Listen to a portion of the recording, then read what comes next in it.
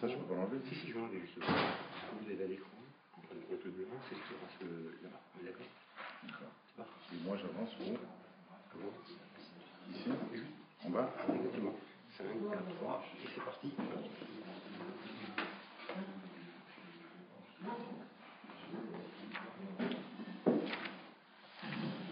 Alors, on se trouve à la page Khaftet Amoudbet 29b.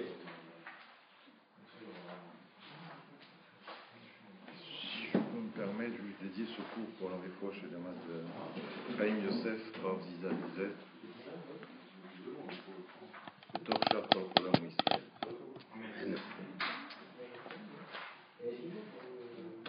Donc voilà, Ravaouzi m'a demandé d'essayer d'avancer un petit peu avec vous. Je vais essayer de le faire, bien n'étant pas plongé dans la métier. On va essayer quand même d'avancer un petit peu. Vous êtes plongé depuis quelque temps dans une mitzvah qui est très chère aux yeux de nos chachamim. C'est pas qu'il y en a une plus que l'autre, mais cette mitzvah, de la façon dont elle est relatée dans la Torah, est extrêmement riche à travers les détails qu'elle comporte. Et lorsque la Torah met en place cette mitzvah qui constitue à restituer l'objet de l'autre, elle va beaucoup plus loin, comme vous l'avez déjà remarqué, vous l'avez déjà étudié, elle va beaucoup plus loin que l'idée laïque, ou civique plutôt, des objets trouvés. Simplement, on dépose quelque chose, on vient chercher, puisque vous avez vu à travers les Mishnayot précédentes que cela peut engager la personne qui trouve ces objets à devoir les entretenir et faire en sorte qu'ils soient, je ne sais pas si ça existe en français, rendables, mais bon, qu'ils soient en bon état, en excellent état, afin que le propriétaire initial puisse les récupérer dans les meilleures conditions.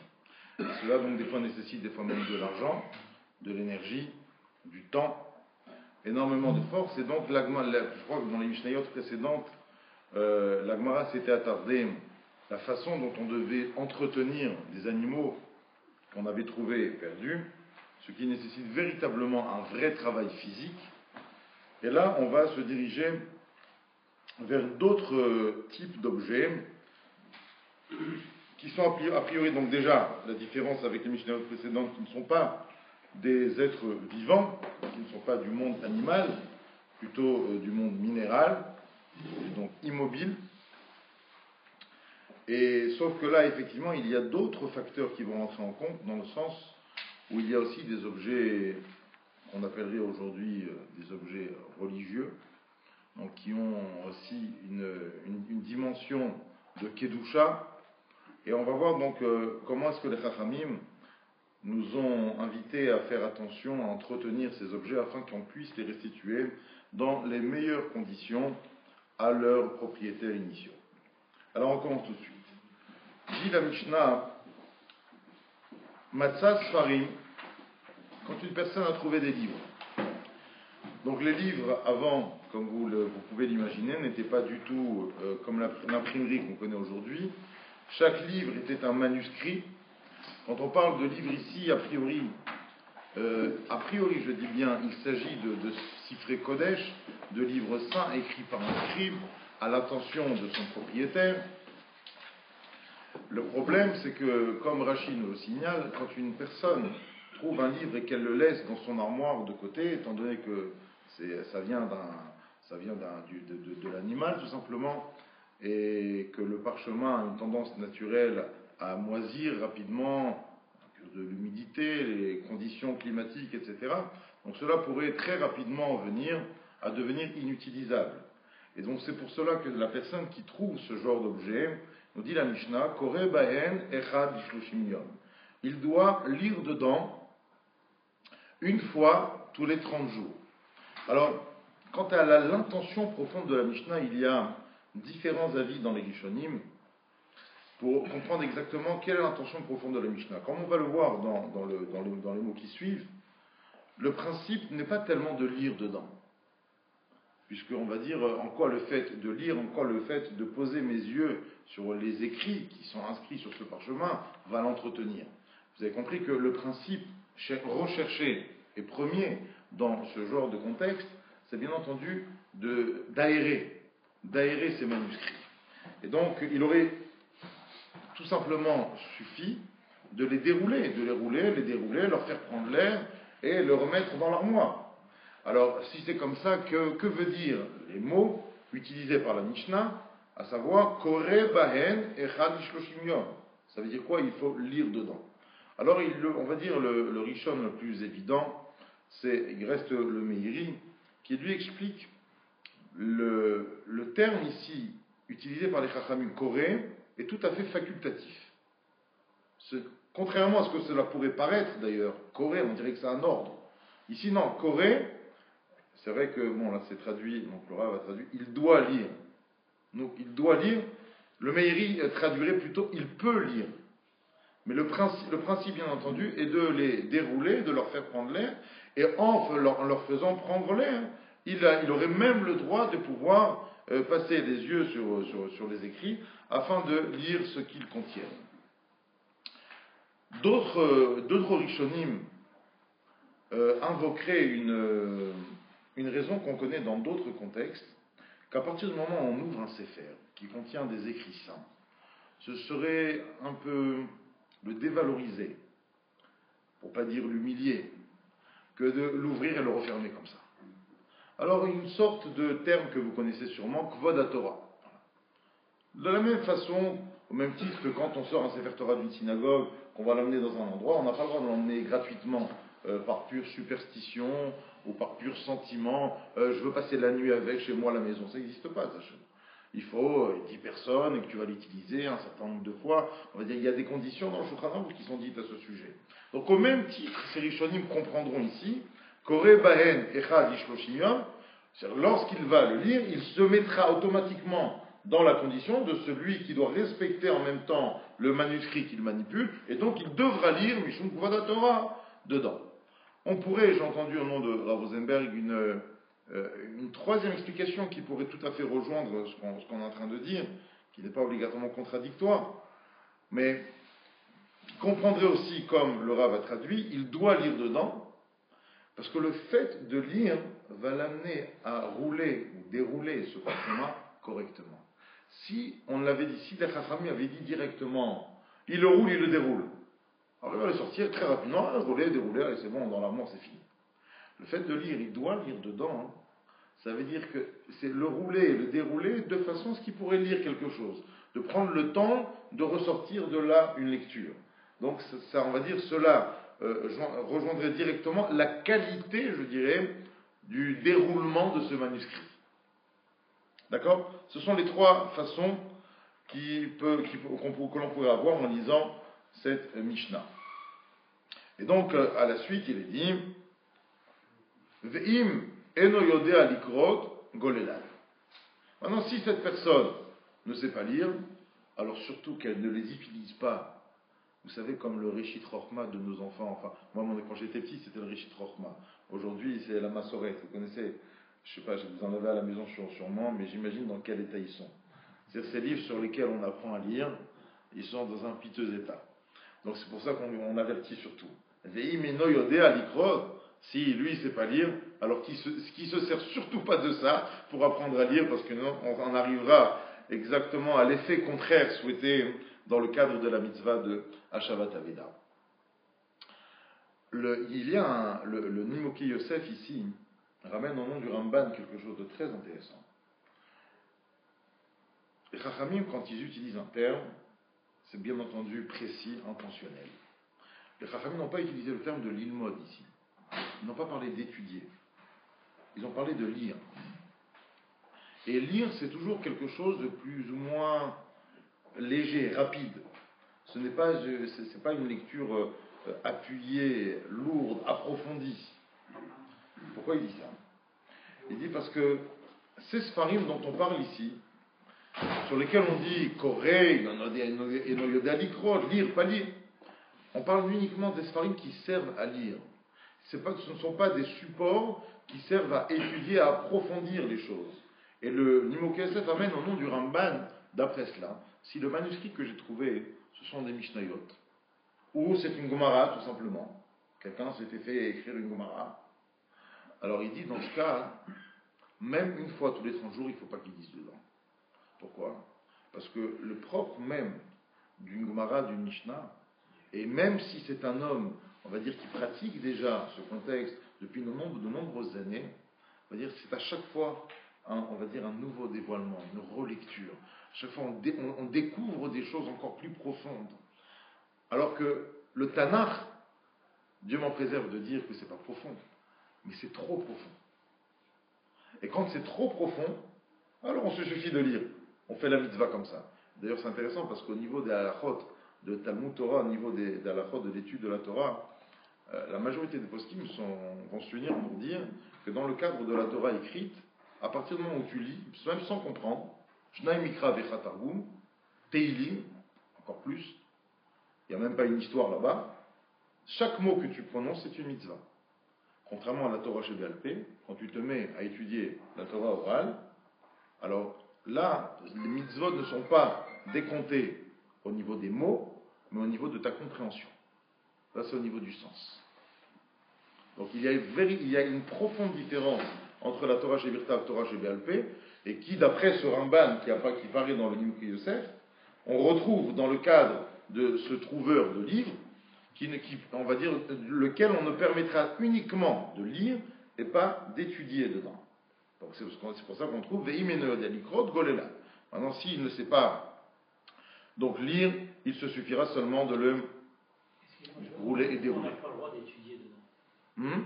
J'ai pas compris pourquoi on n'a pas le droit d'étudier. Parce que étudier, j'ai mal expliqué cette partie, c'est qu'étudier va nécessiter obligatoirement un attardement sur le texte. On va s'attarder, on va essayer de comprendre.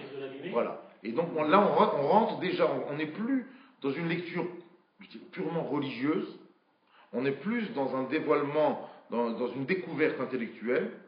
Et donc, le but du jeu est de comprendre chaque ligne, chaque raisonnement et les différentes options qui nous sont proposées. Et là, effectivement, l'usure est inévitable. Et donc, on ne veut surtout pas arriver à l'usure ici. Puisque le but de l'ouvrir reste quand même l'entretien et non l'utilisation.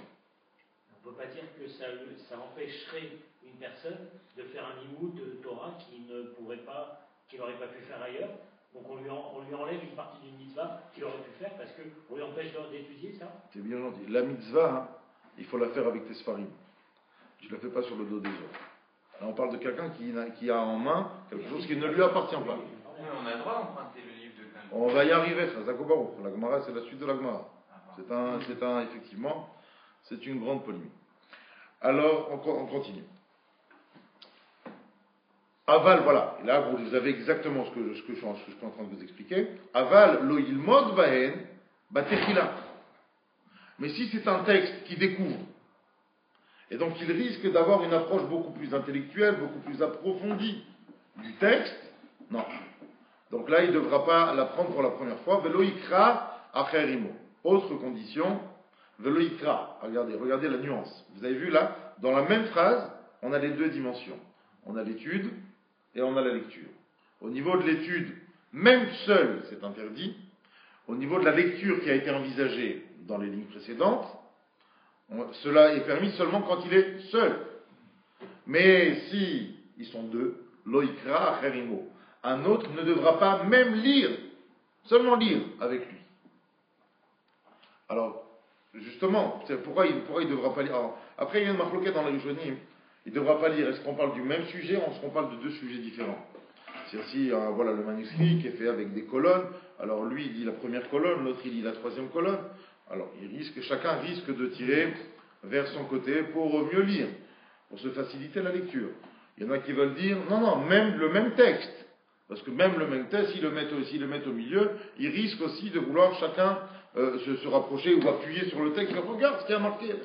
Et donc à partir de là, cela est interdit même de lire à partir du moment où il y a une autre personne avec lui. Alors on va sortir du cadre des livres, revenir à des objets beaucoup plus anodins, et la Gemara reviendra sur l'histoire des livres. Matzah Ksut, quelqu'un qui a trouvé, alors Ksut littéralement c'est un habit, un tissu, mais ça peut être aussi un tapis par exemple, ça peut être une nappe, un tissu travaillé. Menahara Echad Ishloshim Yom. Le problème c'est que si je prends ce tissu, je le plie, je le dépose dans mon armoire jusqu'à que je retrouve, en espérant rapidement le propriétaire, alors le tissu risque d'être abîmé par les mites, comme ça on dit, c'est les mites. H en hébreu. Et alors c'est pour ça qu'il est marqué Matzak Sout, s'il a trouvé un vêtement. Menahara Echad Ishloshim Yom. Il devra la secouer une fois tous les 30 jours. Veshotra letzorka. Avalol irvodo. Là, on joue un jeu très limite, très fin. C'est-à-dire qu'on va lui dire, tu peux l'étendre, l'etsorka, pour le besoin de l'objet en question, l'aérer, le dépoussiérer, avalol irvodo. Mais surtout, comme on dit, ne frime pas avec. Ne se fait pas passer pour le détenteur de ce foulard Hermès ou ce tapis persan, etc. Hein? On va d'en profiter. Voilà. Mais là, alors ce qui est intéressant, c'est que ce n'est pas un profit qui va user la matière. C'est un profit limite spirituel. C'est glorifié complètement. C'est juste comme ça. C'est peut-être la de la convoitise. C'est je glorifie d'un truc qui n'est pas à moi.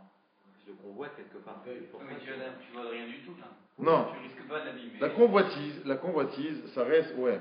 Bet, Recha, Shoro, Vachamoro, la maison de l'autre, ça appartient à l'autre. Bon, ça appartient toujours à l'autre, effectivement.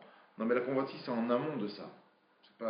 C'est pas exactement. Non, il y a une connotation, c'est ça que je veux dire. Oui, c'est vrai qu'il y a une ressemblance. Mais le chidouche, il est très très fort ici.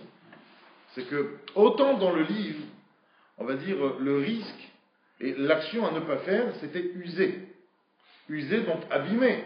Et donc là, on entravait directement la mitzvah de Hashavat Aveda dans de bonnes conditions, dans les meilleures conditions.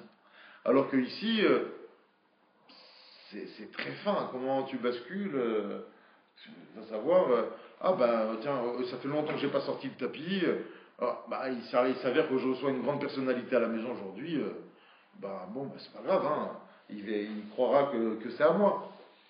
Donc là, c'est très, vraiment, on rentre plus dans la psychologie de l'être, mais la Gemara va reprendre bien entendu ces termes, puisqu'il va falloir définir avec précision, délimiter où s'arrête le besoin du vêtement, de l'objet, et où commence ma gloire et ma fierté, mon profit à moi. Il y a beaucoup de questions qui se posent par rapport à ça. Ça, juste par curiosité, juste énoncer la question très belle. J'ai vu, il y a dans tout Tam Vadat, il me semble que c'est un livre écrit par Rav Steinbourg, je crois. Et il pose la question là-bas, il y a une question qui est un peu générale, qui débute à travers ces mots-là. C'est faire un acte permis avec une intention d'interdit. Nous, on connaît l'autre cas. Il y a la Gemara dans l'Asie, Daflamet Gimel, là-bas, elle parle de Avira Lishma. C'est pour une bientôt, on va dire, l'excellence, ou la représentation dans toute son excellence de cette idée reste Esther. À un moment donné, elle va s'adonner à Achashverosh, de sa propre volonté. Elle n'est plus contrainte, elle n'est plus sous la force. Elle-même, elle va aller vers Achashverosh, puisque Mordechai lui a demandé, afin d'intervenir pour la sauvegarde du peuple juif. Donc là, la Gemara appelle ça Avera Lishma. Elle va faire un acte interdit. Mais qu'est-ce que la pensée est belle, qu'est-ce qu'elle est noble. On va dire ça, alors il y a besoin moins de discuter. Ce qui est discutable, c'est le contraire. C'est un acte permis, mais avec une intention mauvaise. Alors vous savez que, comme la Gemara de Kiddushin, elle dit qu'il y a des différences dans la façon qu'Akadosh Baruch Hu gère la pensée et l'intention de l'homme. Alors que là-bas, Marshava Tova, Akadosh Baruch Hu Metzarfa Lemaaseh. Lorsqu'un homme a une bonne pensée, une bonne intention, Akadosh Baruch Hu la considère comme si elle était faite, elle était réelle. Par contre, Marshava Ra'a, Akadosh Baruch Hu Ena Metzarfa Lemaaseh. Une mauvaise intention, c'est pas considéré comme si elle était réalité, comme si elle était faite.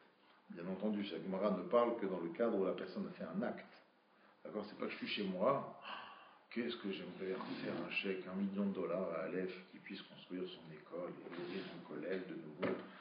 Enfin, ça marche pas, ça c'est pas considéré comme si tu as fait ton $1 million. Mais on parle dans le cadre, effectivement, où je suis venu au Rav Ariel, écoute, je vais te faire quelque chose. Ah, mais toi, c'est pas besoin, il y en a juste un qui est passé avant toi, c'est pas la peine. Là, Kadosh Baruch Hu, il considère comme si tu l'as fait vraiment.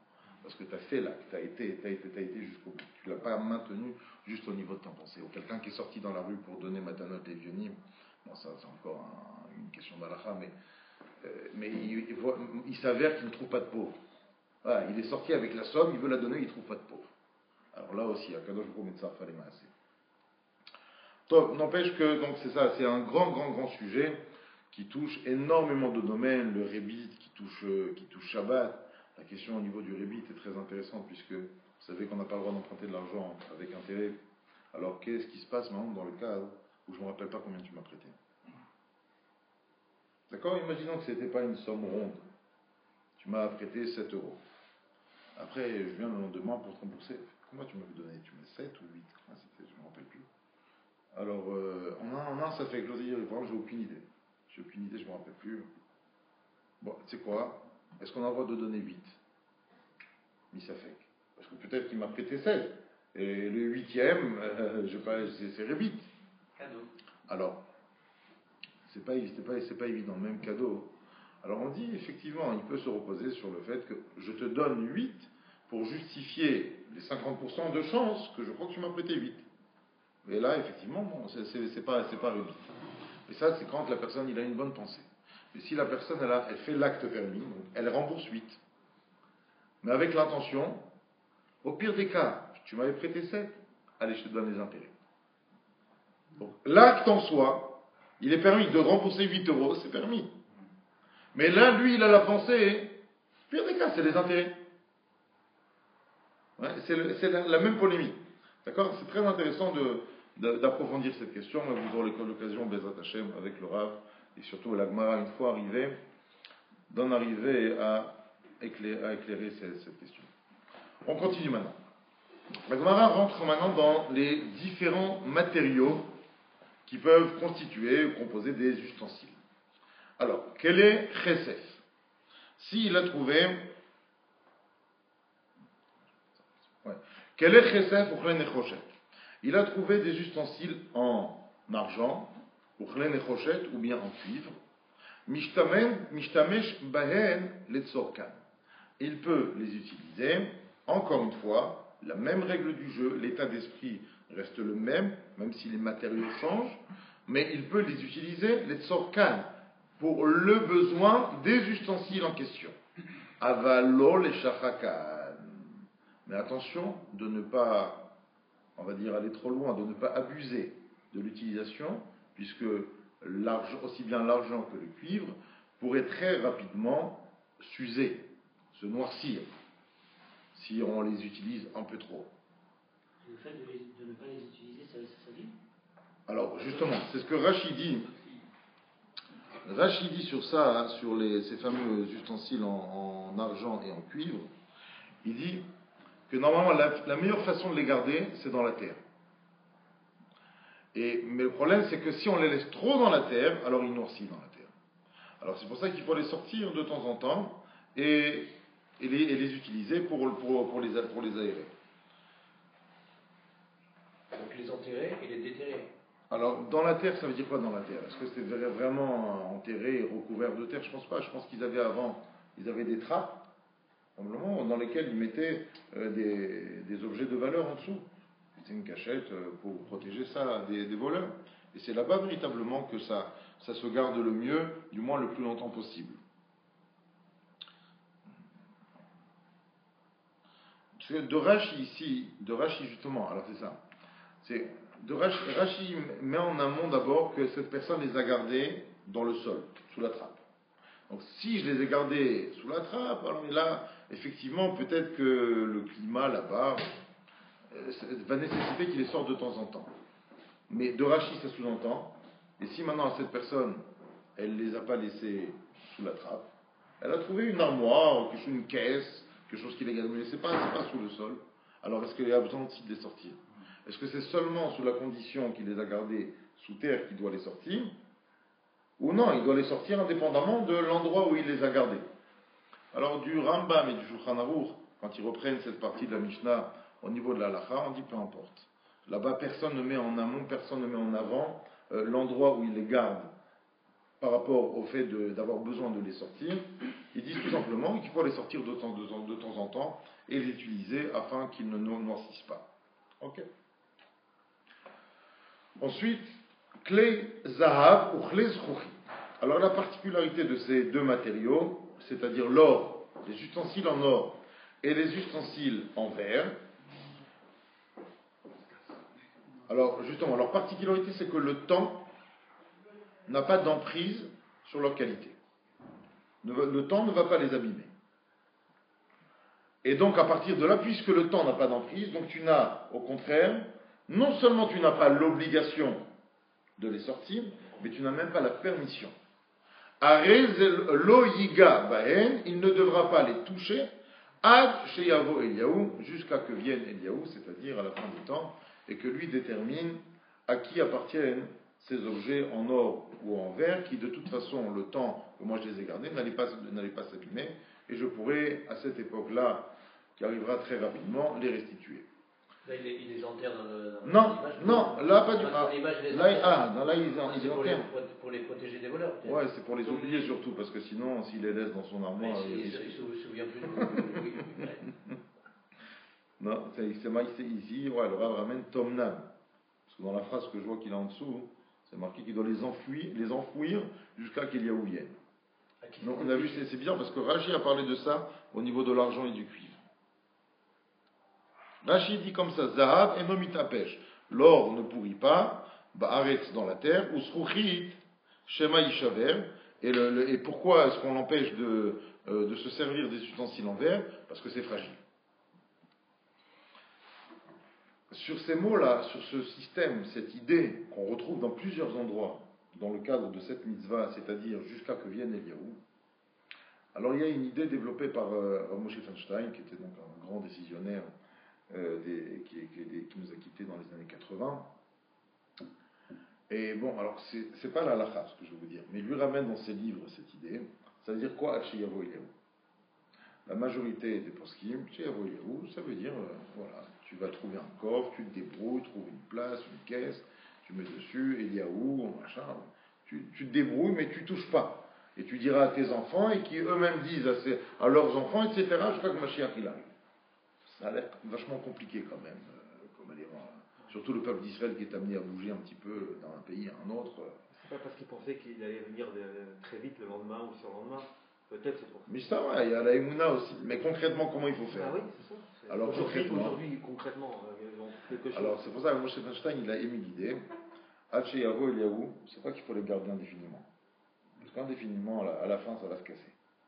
À la rigueur, toi, tu peux avoir le scrupule de ne pas les toucher, mais qui me dit que tes enfants ou tes petits-enfants auront la même qualité de piété et la volonté de servir Hachem comme toi tu l'as fait? Alors c'est pour ça qu'il dit, lui, Haché Yavo Eliaou, c'est quoi?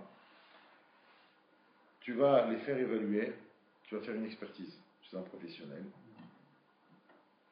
Et tu vas marquer, bon alors à l'époque il n'y avait pas, mais aujourd'hui tu vas marquer dans ton notebook là, tu vas marquer, voilà, j'ai trouvé tel jour des ustensiles en or ou en verre, et je les ai expertisés chez tel expert, qui les a estimés à tel prix. Et tu laisses ça.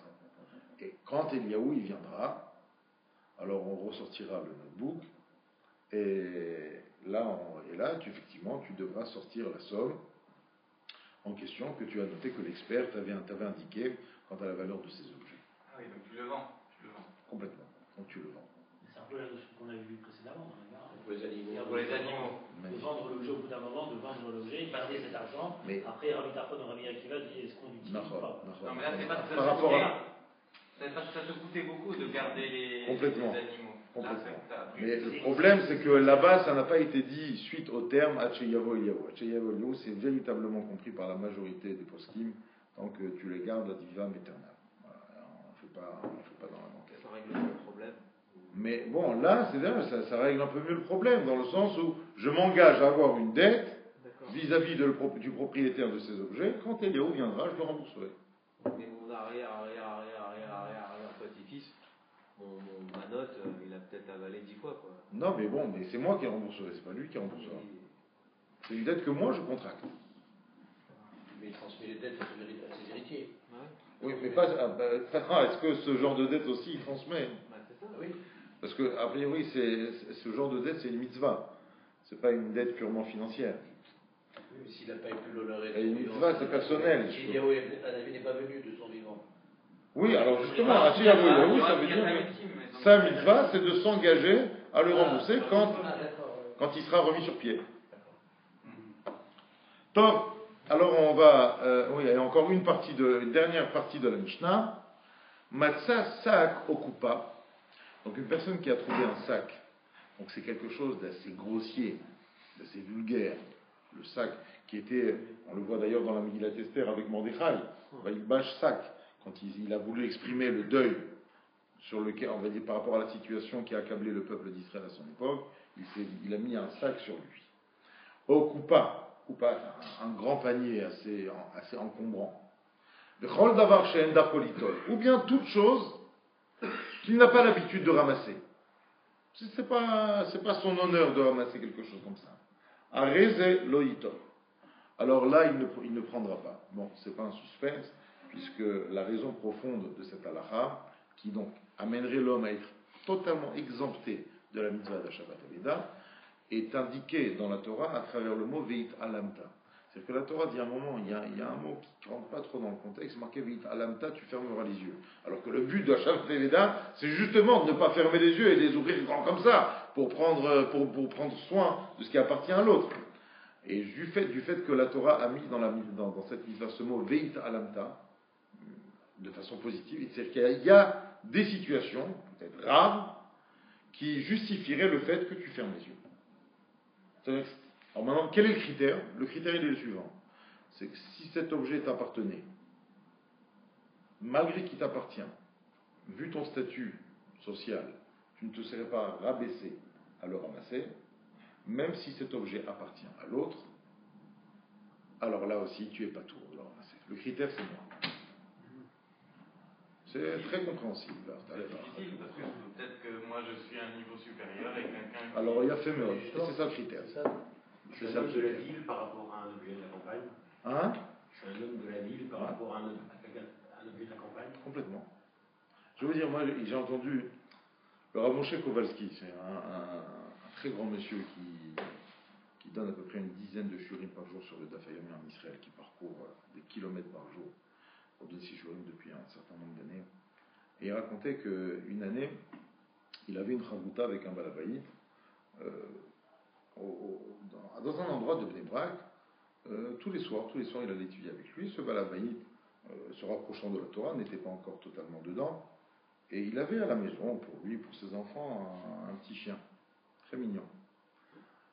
Et comme ça, bon, pendant des mois, des années, il a fait sa chavruta. Un jour, le Rav Kowalski il marchait sur Rehov Herzl à Bnei Brak, il traverse Bnei Brak, qui va, on va dire, de Polovitch, le quartier le plus religieux, le Saint des Saints, jusqu'à tout en bas, là, on approche de Ramat Gan déjà. Et il marchait sur cette avenue et il voit vers le bas de l'avenue, il voit loin le chien. Et a priori, plus il se rapproche, il dit, oui, c'est le chien de ma chavruta, c'est celui chez qui je vais étudier. Non, Rav Kowalski, je crois qu'il est venu à l'aide déjà, c'est une certaine fois. On est grand pérote, machin, c'est un rave, un tel rachab. Il dit, là, je me suis posé la question, j'étais très mal, qu'est-ce que je fais? Les gens, ils vont voir avec un chien. Ça fait pas trop, j'ai envie de marier mes enfants avec des bonnes familles, et je peux pas que ils se mettent à parler sur moi. Mais qui sort, c'est pas cavode pour lui.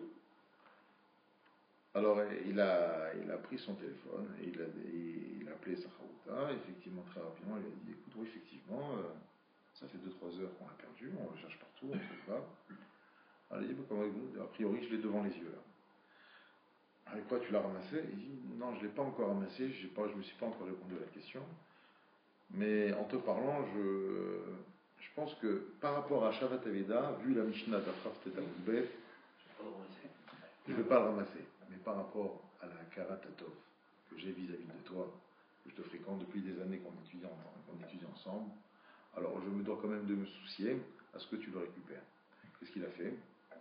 Il a arrêté un taxi sur place, il a ouvert la porte discrètement pour un peu cacher la vue, et il a pris le chien, il l'a mis dans le taxi, il s'est assis avec lui, et il a dit au taxi, vous ne bougez pas, vous mettez le monnaie, il n'y a pas de problème, je vous paye ce que ça coûte, le propriétaire va venir chercher le chien immédiatement. Parce qu'il ne voulait même pas que si jamais le taxi il va jusqu'à là-bas, peut-être le chien il va aller sur la fenêtre, ils vont voir le chien sur le genou du Rav Kowalski, ça ne fait pas très bien. Alors il est resté sur place, et il a dit, il attend que le balabait qui revient, c'est mitzvah de la karatatov. Donc tout ça, bien entendu, on va dire, ce Arézé Loïton, il ne devra pas le toucher, ne concerne que la mitzvah de Hashavat Aveda.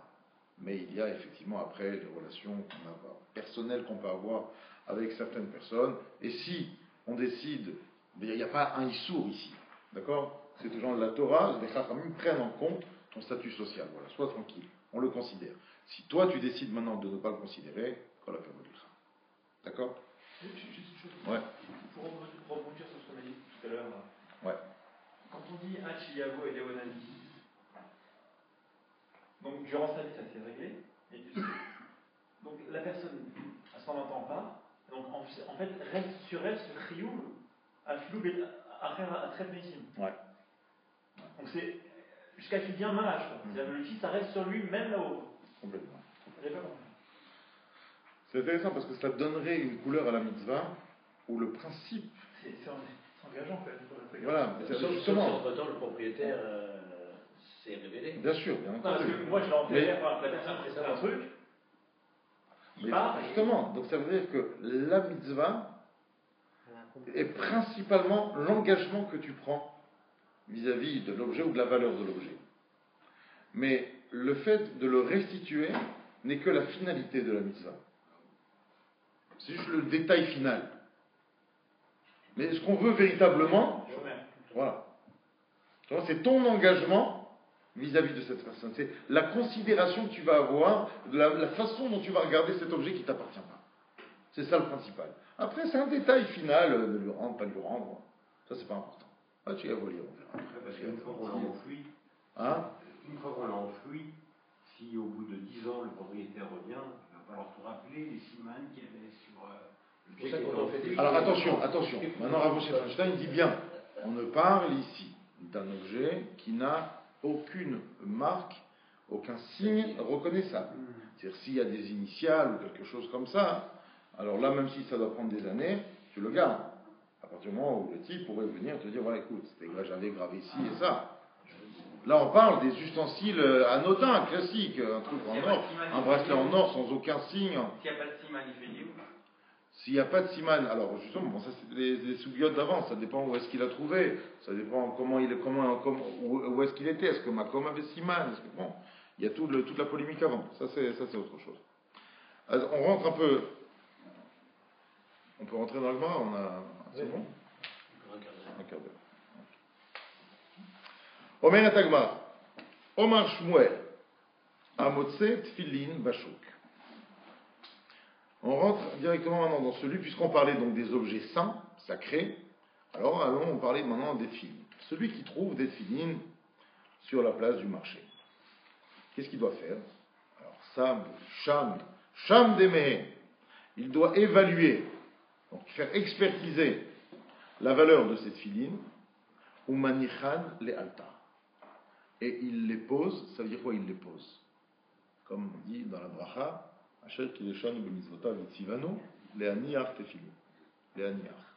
Manichan, c'est pas qu'il les met de côté. Manichan, il les pose en tant qu'il les utilise en tant que mitzvah de tefillin. Alors, bon, sur ça, il y a pas mal de choses à dire. On va dire quelques-unes rapidement. Quel est l'intérêt de... Alors, moi j'ai marqué la traduction ici, c'est il les vend. Sham, ça veut dire il estime la valeur. Il estime et il les vend immédiatement. Donc, il les vend immédiatement. Pourquoi il estime? Vous dites qu'il oui, pose. alors, justement. Il doit récupérer la valeur de ça. Le principe, c'est de récupérer la valeur.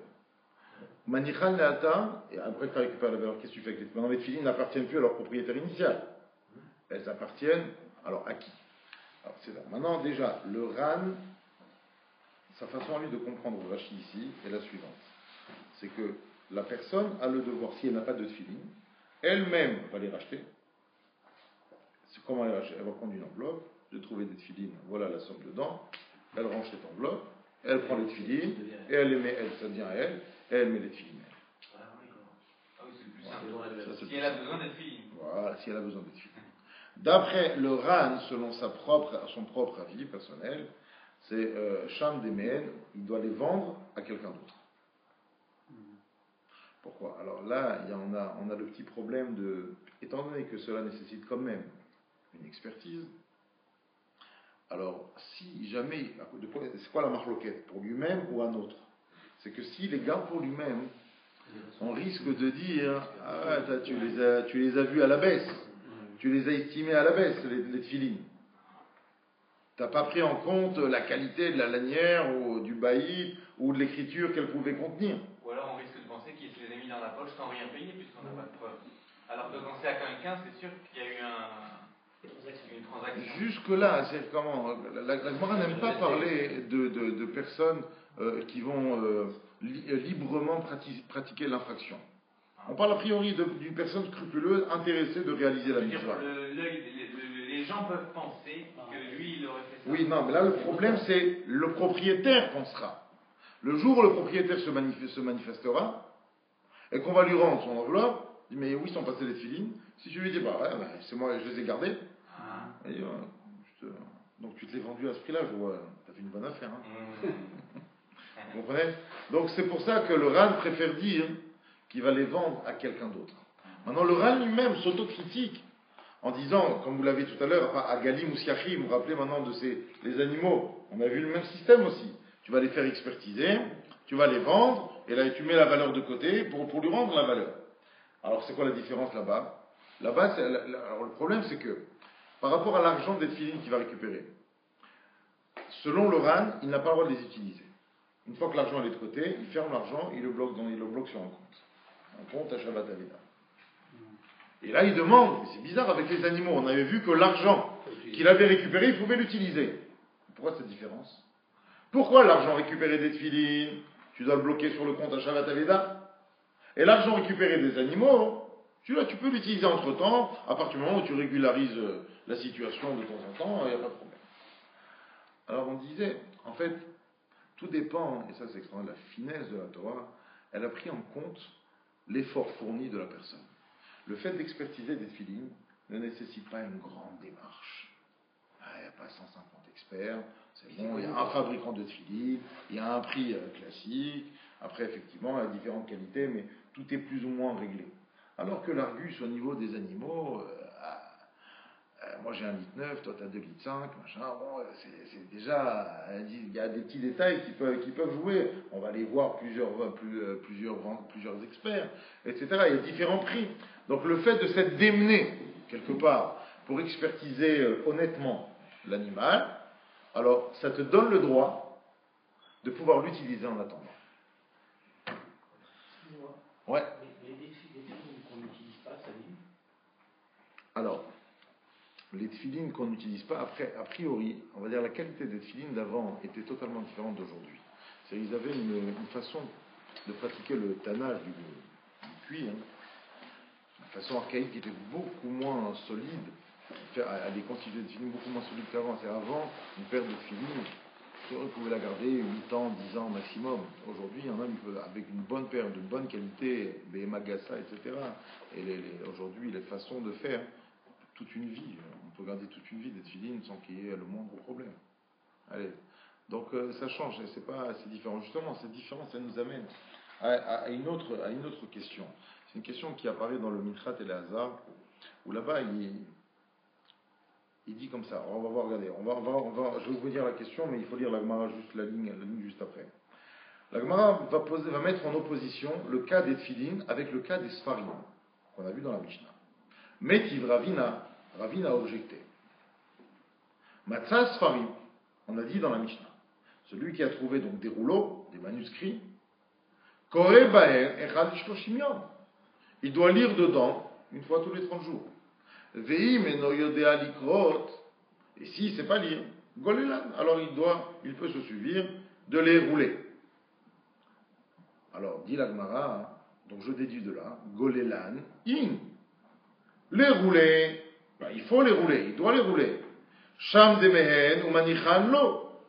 Mais les expertiser, récupérer la valeur, la garder pour la rendre au propriétaire, ça non. Demande la Gemara, manishtana. C'est quoi la différence entre les tefilines et le sefer? Je récapitule. Au niveau des tefilines, on a dit, il n'y a pas de problème, tu prends les tefilines, tu vas les vendre, et après tu les utilises, tu rendras la valeur. Et pourquoi pour le sefer ce ne serait pas comme ça? Pourquoi le sefer on te dit, on t'oblige tous les mois de le sortir, de le rouler, le dérouler, tu peux lire mais pas étudier, etc. Viens, tu n'auras pas du problème, va expertiser, combien ça coûte, vends-le, achète-le toi, vends-le à quelqu'un d'autre, mets l'argent de côté, vends-lui après. Le même système que les tefilines. Pourquoi on se casse la tête pour le sefer? Hein? On avait vu ça dans Megillah, non?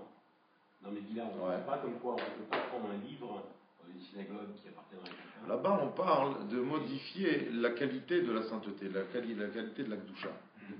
Dans Megillah? Ouais.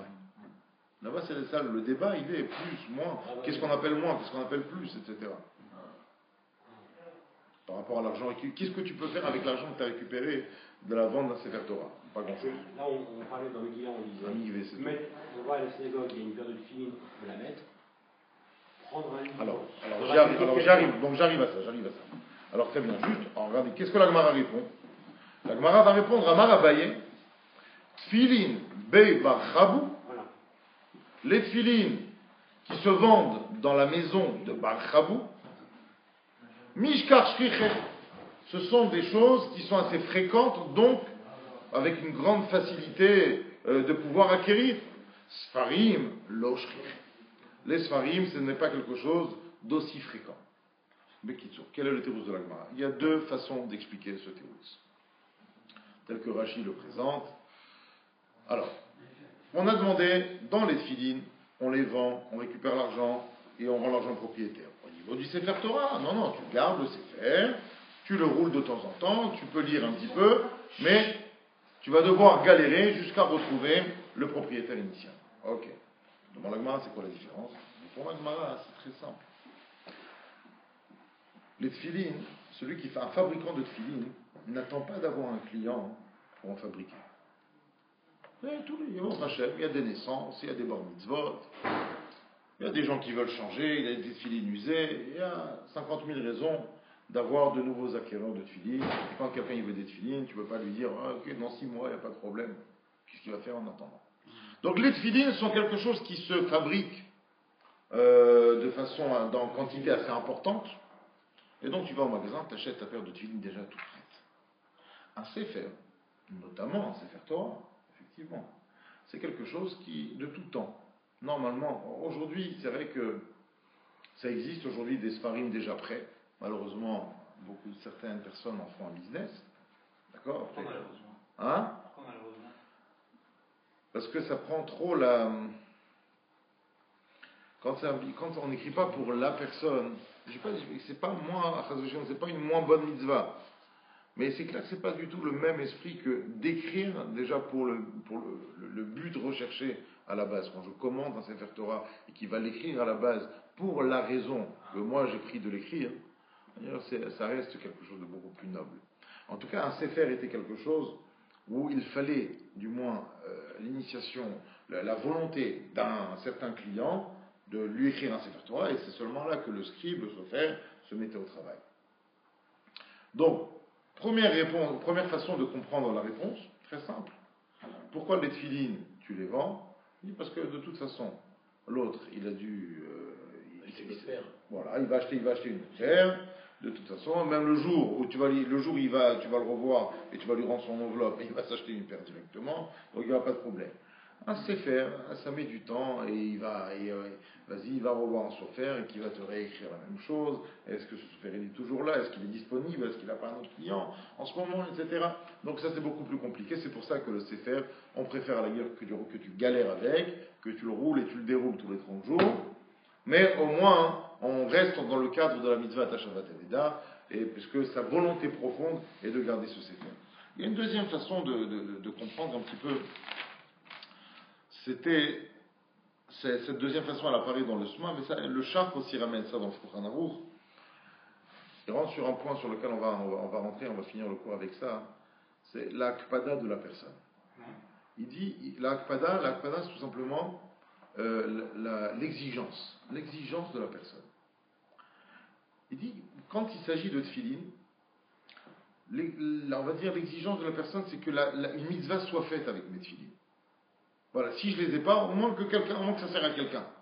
Que ça me ferait vraiment mal au cœur que mes tefillin il reste dans le placard.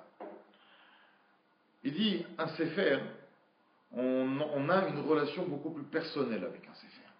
On pourrait penser le contraire. Magnifique, exactement. Alors c'est ce qui m'amène à la question du Mitrat El Hazar. Bon, a priori, qu'est-ce qu'on est en train de dire ici? Au niveau des tefillin, ça, il y a des grossistes. Du sefer, c'est plus privé, c'est plus machin. Le Mitrat El Hazar, lui, dans son shoot, il dit exactement le contraire. Il dit aujourd'hui, la donne a changé. Il dit aujourd'hui, les gens, ils sont plus makpidim sur leur tefillin que sur leur sfarim. Il dit aujourd'hui, Baruch Hashem, on a tellement de hidurim au niveau des tefillin, les lanières, les vernis, mat, brillants, un côté, les deux côtés, le baïd comme ça, l'écriture, Arizal, Sfarad, Ashkenaz, la taille, etc. Il y a tellement de détails aujourd'hui pour, on va dire, obtenir des tefillin tels qu'on le conçoit, vraiment sur mesure. Il dit que aujourd'hui, on va dire, la mitzvah s'est transformée où il y a une véritable reconnaissance identitaire, personnelle, dans cette fille. Je vous dis parce que c'est proche de mon corps aussi. Alors, et donc après, alors il y a cette notion effectivement d'hygiène plutôt, voilà, c'est ma sueur, machin, son gel, etc. L'individualisme de la société aussi. Hein? L'individualisme de la société. Alors ça oui, ça c'est après bon, ça c'est général, ça c'est surtout malheureusement. Mais là on est en train d'essayer de trouver des nuances entre les tefillin et le sefer. Après, l'individualisme, c'est surtout, malheureusement. Là, c'est sur l'individu, c'est pas sur les objets. Alors, lui, donc, le Mitrat El Hazar, il voudrait dire, aujourd'hui, vu la mentalité, l'état d'esprit qui règne de façon générale, ça serait exactement le contraire. Des tefillin, il faudrait les garder. Et il dit le sefer, alors aujourd'hui, maintenant, on parle plus de sefer ou de rouleau, etc. Ça m'étonnerait qu'on trouve un sefer Torah comme ça. Mais à la rigueur, un sefer, oui, un sidou, par exemple. Il dit, à la rigueur, à l'époque, il n'y a pas tellement longtemps, il y a 50, 60 ans, les gens, ils avaient un sidour, c'est le sidour de leur vie. Rappelez-vous, je ne sais pas, les sidourim de vos grands-parents ou de vos parents même, jusqu'à la tâche de vin, à la page d'Abdallah, le cire. C'était un chef-d'œuvre, c'est une antiquité en soi. Et aujourd'hui, les gens, ils ont 50 sidourim, il y a un nouveau qui sort, c'est le nouveau, il garde l'ancien, il donne à sa fille, il refait j'ai l'occasion de faire en cuir avec mon nom, il refait un autre, machin. Il dit ça, les gens, aujourd'hui, ils sont pas makfidim sur ça. Alors, c'est ce qu'il amène à dire exactement le contraire de la Gemara. Il dit aujourd'hui, voilà, tu vois la Gemara, c'est le contraire. Voilà. Les tefillin, tu les gardes, les soirim, tu peux utiliser. Le problème, Rabotai, c'est que le Shulchan Aruch, qui reste quand même notre référence principale, lui, il se fie à la Gemara. Alors, qu'est-ce qu'on fait quand les mœurs changent par rapport à l'écrit du Shulchan Aruch? On est loin des idées, on va dire, de libéralisme ou de réformisme. Mais tout simplement, voilà, dans le cadre d'un mitzvah, les raisons invoquées ont l'air de s'appliquer plutôt à l'autre élément. Alors, comment on fait quand c'est comme ça? Mais en fait, il y a la même question. Vous allez voir dans les lignes qui vont suivre, il y a un principe qui va être évoqué très intéressant, qui dit Nichalele inish de avid mitzvah de mamoné. Un homme ressent un sentiment agréable lorsque un individu, fait une mitzvah avec ses biens, avec son argent. Un fait kiffer, quel srout, tu as mis mes filles. Ah ben, merci beaucoup. Et le Mishnah, justement, et pourquoi le Shulchan Aruch ramène ça au niveau donc de celui qui rentre dans une synagogue et qui trouve des filines, c'est pas qu'il va les prendre. C'est clair que la personne n'a pas oublié cette filine. Lui, il les a déposées. Il y a des filines. Il te dit, est-ce que tu as le droit de les mettre ou pas, si tu as un besoin? Il dit, il n'y a pas de problème. Sous prétexte de ce que la Gemara va dire en quelques lignes, un homme, il aime bien qu'on fasse des mitzvot avec ses biens, avec son argent. Le Mishnah Berurah sur place, Chafetz Chaim ramène que cela n'est valable qu'avec des tefilines. Mais avec les Sfarim, non. Parce qu'on risque de les abîmer. Et maintenant, le problème c'est que le Aruch HaShulchan dit exactement le contraire. Le Aruch HaShulchan, qui est beaucoup plus moderne, qu'est-ce qu'il va mieux lui, il va dire, alors pour Shulchan Aruch, je parle. Le Aruch HaShulchan, il va dire, non, je ne comprends pas. Les tefilines, et lui il invoque la raison que vous dites, par souci d'hygiène, j'ai transpiré avec, c'est vraiment personnel, moi ça me dérangerait que quelqu'un y mette mes tefilines. Dis-moi si tout, j'en ai rien à faire. Donc on voit que les mœurs changent, ça dépend des régions, ça dépend où on est. Badaï, que si on est en Israël, il y a des Sfarim à gogo et que les tefilines c'est beaucoup plus personnel. Ça dépend dans quel type de communauté on est, les traditionalistes ou les gens du cœur, des gens de la tête. Les paramètres, on va dire, pourront changer la situation. Alors, il y a une lecture intéressante qu'on pourrait avoir dans ce Shulchan Aruch qui permet d'utiliser les tefilines de quelqu'un sans son autorisation. Ce serait de comprendre que le Shulchan Aruch, en nous disant c'est permis, en fait, il ne s'adresse pas réellement à celui qui va les utiliser, mais il s'adresse plutôt à la personne à qui ça appartient. Là, ça résoudrait le problème. Peut-être que la directive, l'enseignement du Shulchan Aruch qui te dit qu'il est permis d'emprunter des tefilines sans la permission qu'on trouve dans une synagogue, en fait, le Shulchan Aruch, de façon très pédagogique et indirecte, s'adresse au propriétaire des tefilines en lui disant ne sois pas un capdan, ne sois pas quelqu'un de minutieux, d'exigeant, au point de vouloir garder tes tefilines à toi et que ça te dérange que quelqu'un d'autre les met.